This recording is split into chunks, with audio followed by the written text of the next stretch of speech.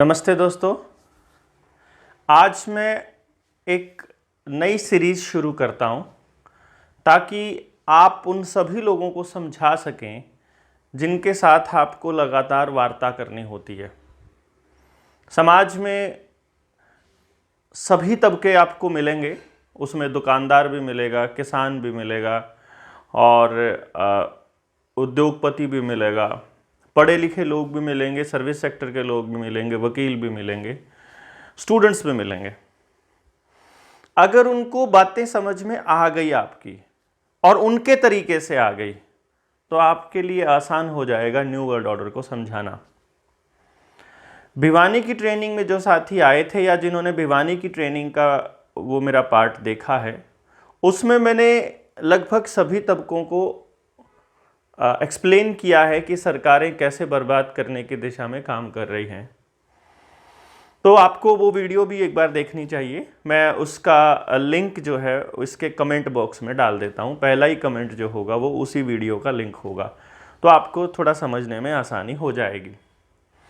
दूसरी बात, आज मैं आपको जो बताने जा रहा हूँ वो बताने जा रहा हूँ न्यू वर्ल्ड ऑर्डर के बारे में। ये पार्ट 1 है, मतलब आप ये समझिए कि ये हमारे इस पूरे के पूरे इस सीरीज में ये पार्ट 1 है। और इस सीरीज में आज मैं आपको थोड़ा रॉकफेलर का कुछ हिस्सा समझाऊंगा। बाद में आपको रॉथस्चाइल्ड और बिल गेट्स के बारे में भी जानकारी देंगे, जो मैं आमतौर पे अपनी सारी वीडियोस में देता रहता हूं, मोटे मोटे पॉइंट उसमें से निकाल के। बट क्योंकि सारे डेटा को कंसोलिडेट करना होता है, इसलिए बार बार सुनना होगा, बार बार समझना होगा और खुद से अपनी रिसर्च करनी होगी, ताकि अपनी रिसर्च के बेसिस पर आपके कुछ विचार बन सकें।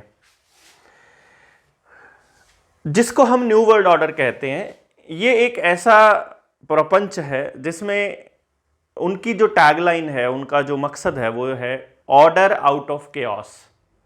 मतलब पहले हम पूरे सामाजिक ढांचे को बर्बाद करेंगे, उसके बाद अपने हिसाब का एक नया ऑर्डर तैयार करेंगे। ये गुलामी का एक नया तरीका है।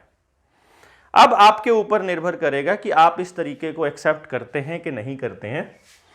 पहले ये यूनाइटेड नेशंस का एजेंडा 21 हुआ करता था, यानी कि जब से वर्ल्ड इकोनॉमिक फोरम ने इसको टेक ओवर किया है एजेंडा 2030 के नाम से, यानी यूनाइटेड नेशंस ने भी यही कहा था कि हम 2030 तक एजेंडा 21 लागू कर देंगे।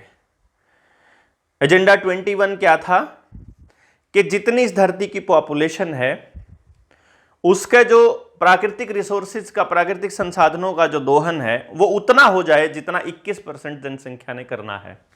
यानी 79% पॉपुलेशन बिल्कुल जीरो कार्बन एमिशन पे जाएगी। कहने का मतलब समझ रहे हैं ना आप? और बिल गेट्स की वो वीडियो याद करो कि जीरो कार्बन एमिशन कैसे की जा सकती है।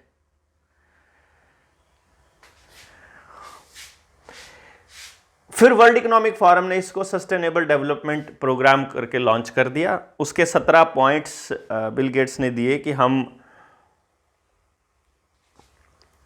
ऐसा एजेंडा लागू करना चाह रहे हैं। ये जो तीनों बड़े मगरमच्छ हैं, इनके बारे में मैं आपको पूरी डिटेल में एक एक करके समझाऊंगा, बताऊंगा। और मैंने बिल गेट्स की एक वीडियो 2020 में बनाई थी, जब किसानों के तीनों कानून वहाँ पर लागू थे। वो 1.25 घंटे की वीडियो को एडिट करके, क्योंकि उसमें कुछ वर्ड्स मैंने इस्तेमाल किए थे, तो बाद में वो चैनल ही पूरा उड़ा दिया गया था। बट फिलहाल के लिए इन तीनों बड़े मगरमच्छों को समझने का काम हम करते हैं। सबसे पहले हम यहाँ आते हैं कि सॉरी, ये एक पॉइंट है जिसको आपको सबसे बड़े तरीके से समझना है। हम बीमार क्यों होते हैं? यहाँ जो बीमारी है, क्योंकि इसमें हेल्थ एक बड़ा फैक्टर है, जो अभी तक पिछले 2.5 सालों में जो चल रहा है वो इस हेल्थ के नाम पर ही चल रहा है। तो आपको इनके कारण आपको समझाने की कोशिश करूंगा कि ये रॉकफेलर से कैसे जुड़े हुए हैं। क्योंकि आपकी जो बैंकिंग है, आपका जो पैसा है, जो लोन है, जो आपकी वित्तीय जो हालत है और जो आपकी शो ऑफ का जो पूरा प्रोपेगेंडा है, ये रॉथस्चाइल्ड फैमिली चला रही है। जो आपके टेक्नोलॉजी और आपका डेटा है, जो डेटा आपका कलेक्शन का काम कर रही है, वो विंडोज़ कर रही है, वो एंड्रॉयड कर रहा है, वो टेक्नोलॉजी कर रही है, वो आईटी कर रही है, वो बिल गेट्स कर रहा है, उसका मालिक बिल गेट्स है। यहाँ फिलहाल आपको इस बीमारी, कोई भी बीमारी आपको होती है, उसके क्या बड़े कारण है ये मैं आपको बताता हूं। सबसे पहले है गलत खान पान। अब ये गलत खान पान क्या है? गलत खान पान के जो तौर तरीके मैंने अभी तक समझे हैं, हमारे अवैध जी हैं, वीरेंद्र यादव जी, उन्होंने भी अपनी ट्रेनिंग्स में खूब बताया है और ये हम भी समझे हैं कि 2 चीज़ें आदमी को बीमार करने के लिए काफ़ी हैं। एक उसका ट्रैवल करना और दूसरा उसका गलत खान पान। इसको कैसे समझेंगे? वनस्पति हो या जीव जंतु हो, वो जिस एनवायरनमेंट के लिए बने हैं, उसी एनवायरनमेंट में जब तक वो रहते हैं तब तक उनके अस्तित्व को कोई खतरा कभी भी नहीं हो सकता।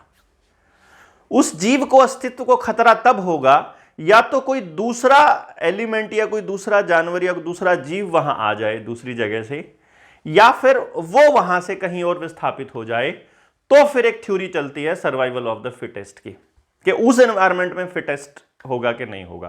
भाई ऑब्वियसली जहां आप पैदा हुए हो वहां के हिसाब से आपकी बॉडी जन्म से लेकर के और आखिर तक, जब तक आप बड़े होते हैं तब तक वो उसको अडॉप्ट करती रहती है और उस अडेप्टेशन में आपका जो पूरा शरीर का जो ढांचा है वो उसी तरीके से बनता रहता है। और ये आप अपनी क्लासेस, छोटी क्लासेस में पढ़ते भी रहे हैं। कहने का मतलब क्या हुआ, यदि आप किसी राजस्थान के इलाके में रहते हैं, मान लो रेगिस्तान के इलाके में रहते हैं, राजस्थान की जगह हम रेगिस्तान बोलते हैं, आप रेगिस्तान के इलाके में रहते हैं और वहाँ आप ऐसी फल फ्रूट्स खाने लग जाओ जो पहाड़ों से आते हैं, तो आप बीमार होना शुरू हो जाओगे। आप पहाड़ों में रहते हैं और रेगिस्तान का खान पान शुरू कर दोगे या समुद्री खान पान शुरू कर दोगे तो आप बीमार हो जाओगे। इसी तरह से आप रहते हैं समंदर किनारे के क्षेत्र में और आप रेगिस्तान का खान पीन शुरू कर दोगे तो भी आप बीमार पड़ जाओगे।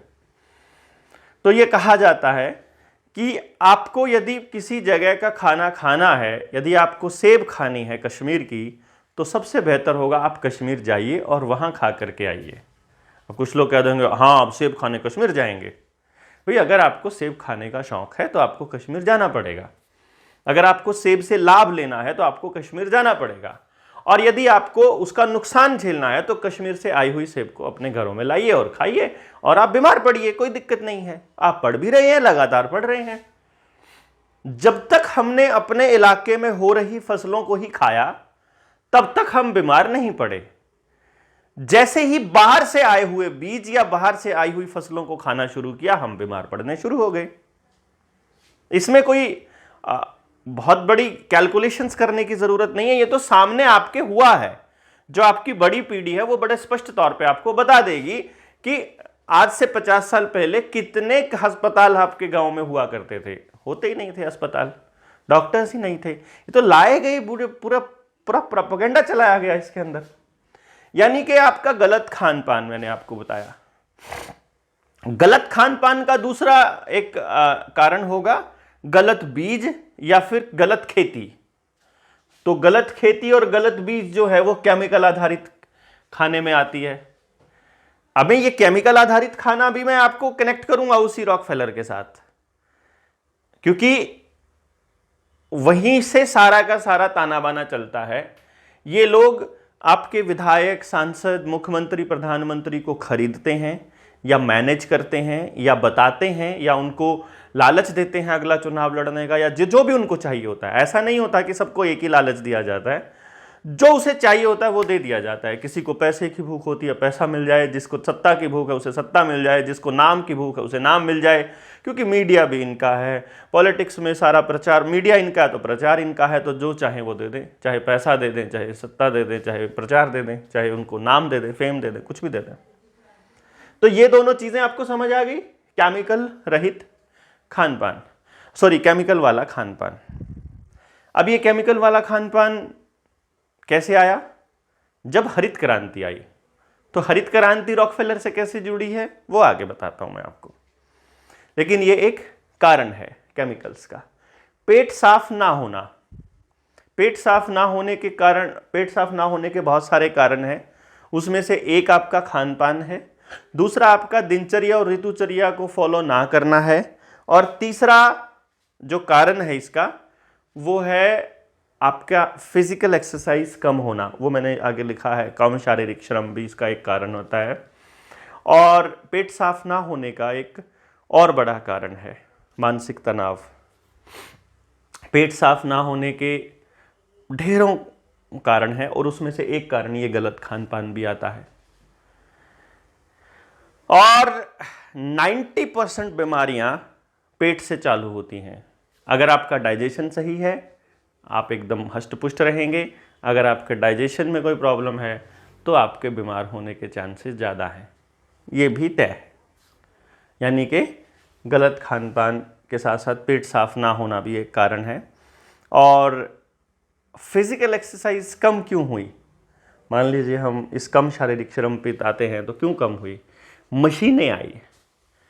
मानव शरीर खाली बैठने के लिए बना ही नहीं है।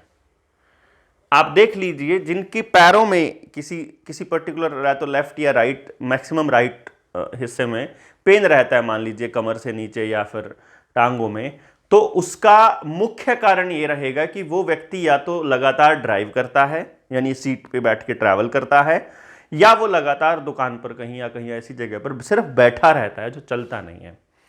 या हम गलत पोस्चर में जैसे सहारे लग के टीवी देखते हैं या कुछ और देखते हैं, मोबाइल पे लगे रहते हैं ऐसे आधे टेढ़े आधे उस तरह होकर के, उनकी बॉडी खराब होनी शुरू हो जाएगी। इसीलिए हमको फिर रोज एक्सरसाइज करने की सलाह दी जाती है, जबकि हमारी दिनचर्या ही ऐसी होती थी जिसमें हम रोज एक्सरसाइज किया करते थे। तो इस टेक्नोलॉजी ने, मुझे नहीं लगता, समय बचाने के अलावा और मेहनत बचाने के अलावा हमारा कुछ किया है। और समय बचाकर और मेहनत बचाकर आपने क्या किया? आपने ट्रैवल किया, आपने पैसा कमाया और उससे वो चीजें खरीदी जो आपको बीमार कर रही थी। पैसा खरीद के आपने डाइनिंग टेबल खरीदी, जबकि कहा जाता है कि निरोग रहना है तो धरती पर बैठकर खाना खाना चाहिए। पैसा अगर आया तो आपने बड़ी एलईडी खरीदी और वो जो स्क्रीन है वो आपका माइंड कंट्रोल कर रही है आपके फैलोपियन ट्यूब के थ्रू। पैसा आया तो आपने महंगा मोबाइल खरीदा। पैसा आया तो आपने बड़ी गाड़ी खरीदी और आपने ज़्यादा पेट्रोल डीजल फूंक करके आपने ज़्यादा ट्रैवल किया, मतलब अपने लिए बीमारियां ही इकट्ठी की। टेक्नोलॉजी आई तो आपने क्या किया? समय बचाया, और उस समय में आपने एंटरटेनमेंट के लिए सिर्फ मूवीज देखी, आपने सामाजिक कार्यों में हिस्सा नहीं लिया उस समय को बचाकर। तो यानी आप अपने लिए बीमारियों को इकट्ठा करते रहे, इस पैसा बचा करके, टेक्नोलॉजी का इस्तेमाल करके। और अगली चीज जो आपने खरीदी उस पैसे से वो अकेलापन और सामाजिक दूरी, जो कि सरकारें कहती हैं सोशल डिस्टेंसिंग बहुत ज़रूरी है, तो आपने वो खुद से खरीदी उस समय बचा करके। हानिकारक किरणें जो मैंने आपको अभी बताया टेक्नोलॉजी की, आपको इसको समझने के लिए थोड़ा सा आपको मैं एक ऐसी चीज़ बताता हूँ। जब आपका मेडिकल होता है किसी भी नौकरी के लिए या कहीं भी जब आप जाते हैं, तो उस मेडिकल में क्या होता है कि आपको एक कलर ब्लाइंडनेस का टेस्ट किया जाता है। और कलर ब्लाइंडनेस के टेस्ट में क्या होता है कि वो पॉइंट्स होते हैं, उन पॉइंट्स के अंदर ही दूसरा कलर होता है और उस कलर से कोई आकृति बनी होती है। आपको वो आकृति छांटनी होती है, बतानी होती है पहचान करके कि ये कौन सी आकृति है, और आपका कलर ब्लाइंडनेस का टेस्ट हो जाता है। जिसको कलर ब्लाइंडनेस होगी उसको वो छुपी हुई आकृति समझ में नहीं आती है। तो आपको ये पता चले कि इसका क्या मतलब है, यानी कलर्स के अंदर कलर्स छुपाए जा सकते हैं। तो आपको जो ये स्क्रीन दी गई है जहां आप ये देख रहे हैं, जिसको मैं बिल्कुल सजेस्ट नहीं करता हूं, मैं तो यही सजेस्ट करता हूं अगर आप मेरी वीडियोस को अगर आप देखें तो आपको देखने की ज़रूरत ही नहीं है, आप चला के साइड में रख दें और सुनते रहें, बल्कि नोट्स बनाते रहें, साथ में लिखते रहें जो अगर मैं कह रहा हूं कुछ। तो आपको जो हानिकारक जो किरणें और जो कलर्स हैं, वो कौन से कलर्स हैं जो माइंड प्रोग्राम के लिए इस्तेमाल किए जाते हैं, जो उनसे माइंड कंट्रोल के लिए इस्तेमाल किए जाते हैं, ध्वनियों से माइंड कंट्रोल किया जाता है। कई एक्सपेरिमेंट्स हुए 1960-70 के दौर में, जब रेडियो से अमेरिका के अंदर हिप्नोटिज्म किया गया और हिप्नोटाइज किए गए। आप देख सकते हैं, आप सर्च कर सकते हैं अपने सर्च इंजन पर कि हिप्नोटिज्म के कितने सारे केसेस अवेलेबल हैं, जब उन्होंने मात्र रेडियो के माध्यम से, आवाज़ के माध्यम से लोगों को हिप्नोटाइज किया और जैसे वो कह रहे थे वैसे ही वो काम करे जा रहे थे। यही काम आज के टाइम पे उन लोगों का हो रहा है, उन जिनको हम जॉम्बीज बोलते हैं, जो केवल वही करते हैं जो टेलीविज़न कहता है, जो उनका नेता कहता है, जो उनका अभिनेता कहता है, जो इसको वो गुरु मानते हैं, जो उनका हीरो कहता है। तो ये भी एक काम टेक्नोलॉजी ने किया। और अपनी जिम्मेदारियों का सही निर्वहन न करना, ये मैंने जो आपको मानसिक तनाव की बात कही थी ना, कि जब आप अपना काम ठीक से करेंगे ना ईमानदारी से, तो आपके दिमाग पर कोई बोझ नहीं रहेगा। और दिमाग और पेट अगर आपका सेट है ना, आपको दुनिया की कोई ताकत बीमार कर ही नहीं सकती। और ये केवल तब होगा जब आप अपने सामाजिक दायित्वों को निभाएंगे। सामाजिक दायित्वों को निभाएंगे तो आपको ठगी भी छोड़नी पड़ेगी, आपको झूठ भी छोड़ना पड़ेगा, आपको लूटना भी छोड़ना पड़ेगा, आपको जायज़ काम करने पड़ेंगे और आप स्वस्थ रहेंगे। बहुत ज़्यादा इसमें रॉकेट साइंस नहीं है, लेकिन इन चीज़ों को अगर मैं कनेक्ट करके देखूं, थोड़ा सा इस बीमारी के इलाज की तरफ हम थोड़ा चलते हैं। इलाज करने की कई सारी पद्धतियां संभव हैं, जिसमें यूनानी पद्धति भी हो गई, जिसका मैंने अभी यहाँ जिक्र नहीं किया हुआ है, एक्यूप्रेशर, एक्यूपंचर, फिर प्राकृतिक चिकित्सा, आयुर्वेद, होम्योपैथी, एलोपैथी। इनमें फ़र्क क्या है ये आपको मैं बताते हैं। प्राकृतिक चिकित्सा में ये कहा जाता है, इसका ये मतलब है कि शरीर अपने आप को खुद से ठीक कर लेता है और आपको प्राकृतिक चीज़ों का इस्तेमाल करके ही अपने आप को ठीक रखना है। आप अपनी खान पान से अपने आप को ठीक रख सकते हैं और बॉडी ही आपकी हीलर है, यह प्राकृतिक चिकित्सा कहती है। इसमें कलर थेरेपी भी आती है, इसमें सूरज की किरणों का भी इस्तेमाल किया जाता है, इसके अंदर पानी का इस्तेमाल किया जाता है, इसमें बहुत सारी ऐसी पद्धतियां हैं जो आपके खान पान को ही ठीक रख के किया जाता है। फिर आयुर्वेद क्या कहता है? आयुर्वेद तो ये तो जीवन शैली ही है। आयुर्वेद तो पूरी जीवन शैली, यानी कि आपको किस उम्र में, किस ऋतु में, किस मौसम में, दिन के किस पहर में, और आपके शरीर की कैसी वृत्ति है, वात, पित्त, कफ है ना, यानी कि आप कफ की प्रकृति की है, आपकी प्रकृति कफ की है, वात की है या पित्त की है, उसके हिसाब से आपको कैसा खाना पीना और किस तरह का पहनना, यहाँ तक की ये सब आयुर्वेद में आता है।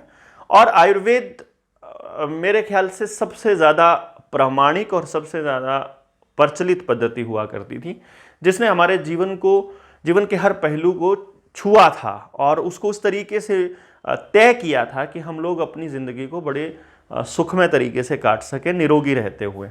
और चाहे हमारे त्योहारों पर कोई किसी भोजन का, पकवानों का बनना हो, हमारा पहनावा हो अलग अलग जगह के हिसाब से, या हमारा खान पान हो, ये सब के सब आयुर्वेद के हिसाब से तय थे और उसके नियम हमारे समाज ने बना रखे थे, जिन नियमों को बाद में तोड़ा गया योजनाबद्ध तरीके से। और उसका नाम न्यू वर्ल्ड ऑर्डर ही क्यों कहते हैं हम? क्योंकि ये 1970-80 के दशक में तो मूवीज़ थी, उन मूवीज़ में जिक्र है न्यू वर्ल्ड ऑर्डर का, और ये मैं अपने फेसबुक पेज पे बहुत पहले आपको सारी चीज़ें बता चुका हूँ कि उनका जिक्र था।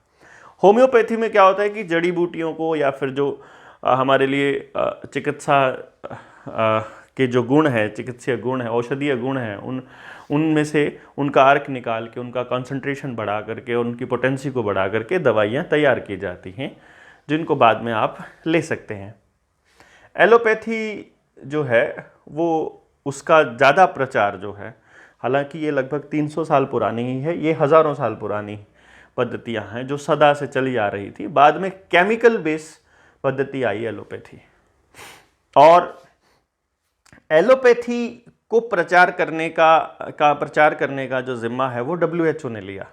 आज भी जो बच्चे हमारे MBBS पढ़ते हैं, जो रट्टे मार के वहाँ तक पहुँचते हैं, वो MBBS का सिलेबस वही पढ़ते हैं जो WHO ने बताया है। जो भी सिलेबस उन्होंने बताया है, वहाँ तो क्रिटिकल थिंकिंग और उसकी तरफ बात ही नहीं होती है। एक तरह से मैं जितने एलोपैथी के डॉक्टर्स को जानता हूँ और जितना मुझे उन्होंने गहराई से समझाया है, तो उनका यही कहना है कि बहुत ही फिक्स डेकोरम है।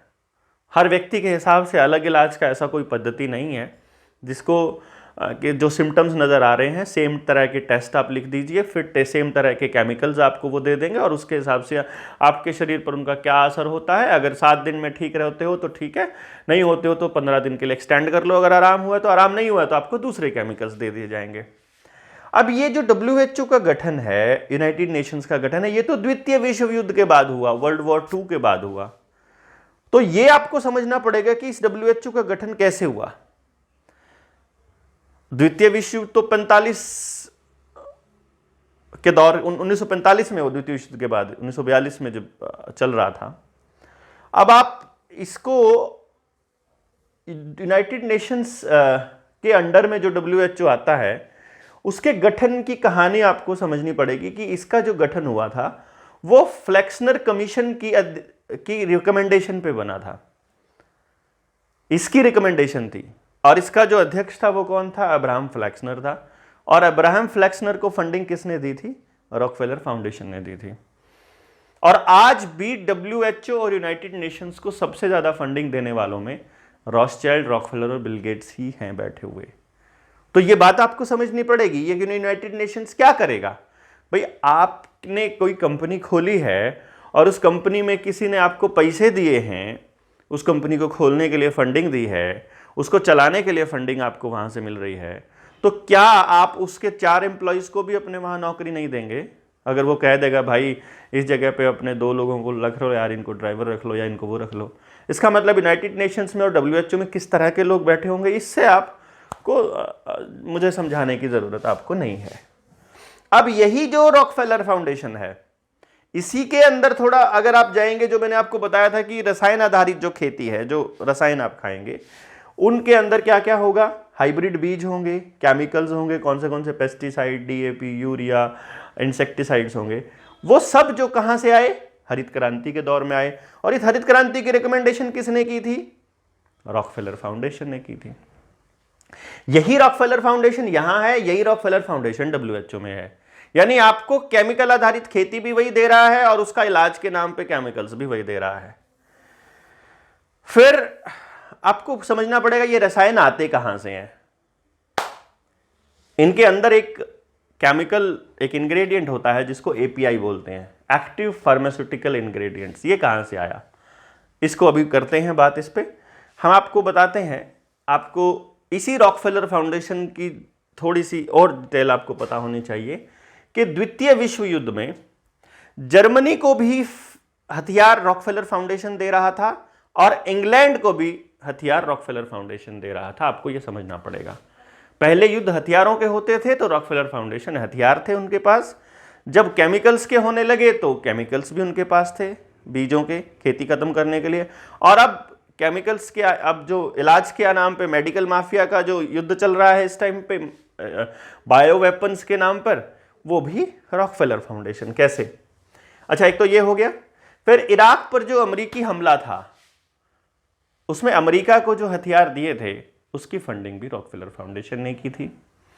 और इराक में, ईरान में फिर जो चला युद्ध के बाद का जो हालात चले, सद्दाम हुसैन को जिस तरह से इन्होंने तानाशाह साबित किया, और गद्दाफी के साथ भी यही किया। ये वो लोग थे। और जर्मनी में हिटलर के साथ भी यही किया, और हिटलर के दोस्त सुभाष चंद्र बोस के साथ भी इन्होंने यही किया, क्योंकि ये लोग इनकी इस पूरे प्रोपेगेंडा को समझ रहे थे। सुभाष चंद्र बोस का जो रोल है और हिटलर का जो रोल है और सद्दाम हुसैन का रोल है, ये तीनों को मारने के पीछे जो खेल है, और चाहे गद्दाफी की बात हो, आपको इन चारों नेताओं को मारने के पीछे आपको एक चीज समझनी होगी, वो ये कि इन चारों लोगों की हत्या के पीछे एक बहुत बड़ा रोल इस चीज का था कि ये लोग पैसे के छापने की प्रक्रिया को समझ गए थे और इन्होंने अपना पैसा छापना स्टार्ट कर दिया था। और वो रोथस्चाइल्ड के एरिया में आता है। वो जब हम रोथस्चाइल्ड के बारे में बताएंगे तो वहाँ पर सुभाष चंद्र बोस की आज़ाद हिंद सरकार, आज़ाद हिंद आर्मी और आज़ाद हिंद रुपया, आज़ाद हिंद मुद्रा का जिक्र आएगा, वो हम बाद में करेंगे। तो इराक पर जो हमला था, अमेरिकी हमला, इसके बाद में इराक के जो तेल के जो कुएँ थे उनके ऊपर जिस संस्था का सबसे ज़्यादा कब्जा हुआ और आज भी 60% से ज़्यादा जो तेल के कुएं हैं उन पर कब्जा उसी रॉकफेलर फाउंडेशन का है, जिसका जिक्र मैं अभी ऊपर कर रहा था, इसी रॉकफेलर फाउंडेशन का। यानी कि आपको यहां पर भी रॉकफेलर फाउंडेशन। अब जब तेल के शोधन जब होता है, जब हम तेल शोधन कारखाना अपने यहाँ पानीपत में भी है, रिफाइनरी जो है जिसको रिफाइनरी बोलते हैं, इस रिफाइनरी से को जब तेल का जो हम डिस्टिलेशन करते हैं, फ्रैक्शनल डिस्टिलेशन बोलते हैं उस प्रोसेस को, उसके निकलने के बाद उसमें से पेट्रोलियम में से जो मतलब गैस अलग निकल जाएगी। सबसे पहले नेचुरल गैस ही मिलती है पेट्रोलियम के ऊपर, जिसको हम सीएनजी बोलते हैं। बाद में फिर पेट्रोल निकलेगा, फिर डीजल निकलेगा, फिर केरोसिन ऑयल निकलेगा, फिर लुब्रिकेंट्स भी निकलेंगे, और फिर सारे चीज़ निकलने के बाद में जो लास्ट में जो केमिकल बचेगा, उस केमिकल से फिर पेस्टिसाइड और इंसेक्टिसाइड बनाए जाते हैं, और उन्हीं से ये केमिकल्स बनाए जाते हैं जिनको फिर ड्रग फार्मास्यूटिकल बोलते हैं। उनके अंदर यूज़ होता है वही चीज़ जिसका मैं नाम ले रहा था, एपीआई, एक्टिव फार्मास्यूटिकल इंग्रेडिएंट, उनकी प्रोसेसिंग के बाद। यानी कि इनके ऊपर किसका कब्जा है? वही रॉकफेलर फाउंडेशन। तो आज दुनिया में जो बड़ी बड़ी कंपनियों के अंदर अगर आप हिस्सेदारी देखोगे, फार्मा जो कंपनियां हैं, चाहे अपने देश में चल रही सबसे ज़्यादा जो बिकती हैं, जिनका एडवर्टीजमेंट आता है, मैनकाइंड है, सिप्ला है, रेनबैक्सी है, ये सब जो कंपनियां हैं, इनके अंदर रॉकफेलर फाउंडेशन की एंट्री 100% मिलेगी, मतलब पक्का मिलेगी, श्योर मिलेगा, 100% परसेंटेज ऑफ मतलब शेयर्स नहीं कह रहा हूँ मैं, लेकिन उनकी हिस्सेदारी ज़रूर मिलेगी। तो आपको एक चीज़ समझ में आ जाएगी कि ये जो खेती है ना, ये घाटे का सौदा नहीं है, इसको घाटे का सौदा बनाया गया है। अगर ये घाटे का सौदा होता तो अमेरिका में 3.25 लाख एकड़ ज़मीन अकेले बिल गेट्स के नाम पर नहीं होती। बिल गेट्स तो एग्रीकल्चर को पसंद करने वाला आदमी नहीं है, वो तो टेक्नोक्रेट है, वो तो बिजनेसमैन है, वो तो डेटा इकट्ठा करने वाला आदमी है। उसको क्या ज़रूरत पड़ी है ये खेती के लिए खेती के लिए कानून बनाने की, और खेती के अंदर एप्लीकेशंस लेकर आने की, उसका डाटा कलेक्ट करने की। अगर खेती इतना घाटे का सौदा होता तो ये लोग इसको हथियाते नहीं, लेकिन इसको घाटे का सौदा बनाया जाता है ताकि ज़्यादा से ज़्यादा किसान छोड़ें और फिर ये लोग उस ज़मीन के ऊपर अपना कब्जा करते जाएं। आपको कुछ चीज़ें बताऊं जहां मोनार्की है, जहां कुछ देशों के अंदर, मैं अगर इसको थोड़ा डिटेल में अगर आपको बताऊं, मैंने एक थोड़ी सी स्टडी की थी जिसको मैंने फिर लिखा था ताकि मैं आपको बता दूं। मोनार्की में कुछ कंट्रीज़ ऐसे आते हैं जिन कंट्रीज़ के ऊपर आज भी जो है वो क्राउन का शासन चलता है, जिसमें Antigua and Barbuda, Australia, Bahamas, Belize, Canada, Jamaica, Grenada, New Zealand, Papua New Guinea, Saint Lucia, Saint Vincent and the Grenadines. अब ये जो मैंने आपको कनाडा का भी इसमें नाम लिया है, क्या आपको मालूम है कि कनाडा के अंदर 90% जो ज़मीन है वो क्वीन एलिजाबेथ के नाम पर है। अब क्वीन तो चली गई, क्वीन एलिजाबेथ 2, तो अब तो किंग चार्ल्स है, किंग चार्ल्स 3, अब तो उसके नाम पर है। और कनाडा का जो लैंड एरिया है approximately 9 million kilometre square, this is administrated by the provincial government, यानी क्राउन, मतलब राजा द्वारा, यानी कि प्रिंस चार्ल्स द्वारा, इंग्लैंड द्वारा। And rest of the land is owned by the federal crown. यानी कि अगर आप कनाडा में जाते हैं तो कनाडा के अंदर आपको किसी ज़मीन का मालिकाना हक नहीं मिलता है। तो जो कनाडा में अपने यहाँ से दौड़ रहे हैं लोग, वहाँ उनको कुछ टाइम के लिए, टेन्योर के लिए परमिशन मिलती है to hold the land from the crown. The Canadian act has no provision for any Canadian to own a physical land, यानी अगर आप वहाँ के सिटीजन भी हो तो भी आपको लैंड होल्ड करने का कुछ नहीं मिलता। Holders of the land actually have the tenure which is a permission to hold the land from the crown rather than the absolute ownership। Bharat के अंदर स्थिति अलग है। भारत में चौधरी छोटू राम एक बहुत बड़ा काम करके गए थे कि उन्होंने जमीन किसानों के नाम पर रजिस्ट्री करवा दी, और यहीं पर इनका खेल खत्म हुआ। और इतने साल जो ये पूरा का पूरा प्रकरण चल पड़ा, ये चला, ये इतने साल लगे इनको दोबारा गुलाम करने में, या अभी लग रहे हैं, अभी जोर लगा रहे हैं, इसका कारण यही है। यानी सिर्फ कनाडा में नहीं, मैं उसी चीज़ को बता रहा था कि जहाँ जहाँ भी क्राउन का शासन है, जहाँ जहाँ भी डोमिनियन स्टेट्स है, मैक्सिमम जगह पर जो लैंड होल्डर्स है वो मालिक है ही नहीं। भारत अकेला देश है जहाँ पर ये मालिक है। और अब ये पूरा का पूरा प्रोपेगेंडा रचेंगे कि किसी तरह से इनकी लैंड की जो ऑनरशिप है वो वापस उनके हाथ में चली जाए। और इसके लिए आपको थोड़ा कुछ डेटा आपको बता दें कि 1998 से लेकर 2016 तक 4 करोड़ किसानों ने खेती छोड़ी है लगभग, और इस पिछले 6 साल में 2010 से 16 तक 12,000 किसानों ने आत्महत्या की है। ये 2016 तक का आंकड़ा इसलिए है कि 2016 में सबसे ज्यादा हत्याएं हुई, और उसकी वजह से जब किसानों ने अपनी जान लेनी शुरू की और ये संख्या बढ़ती चली गई, तो जो ACRB है, अपना क्राइम रिकॉर्ड्स ब्यूरो है जो अपना, उसने डेटा देना बंद कर दिया। तो 2017 के बाद में कोई आपको बेरोजगारी का आंकड़ा नहीं मिलेगा, कोई अपनी जान लेने का आंकड़ा आपको नहीं मिलेगा, कोई भी समाज में जो डाटा जहां खराब हो रही है हालात, उसका आंकड़ा आपको नहीं मिलेगा। केवल वही आंकड़े मिलेंगे जो सरकार आपको दिखाना चाह रही है।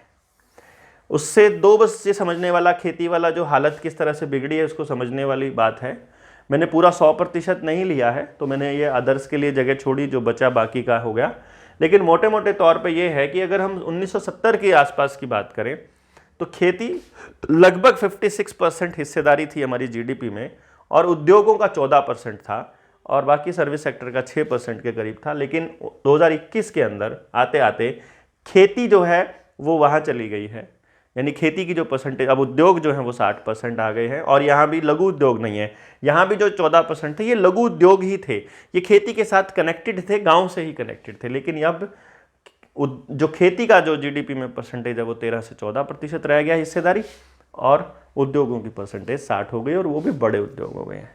तो मुझे लगता है ये समझने के लिए आपके लिए काफ़ी है कि रॉकफेलर ने फाउंडेशन ने आपकी ज़मीनों को किस तरह से ख़त्म किया, किस तरह से बर्बाद किया, और फिर आपको अभी आगे काबू करने की इनकी योजना लगातार जारी है।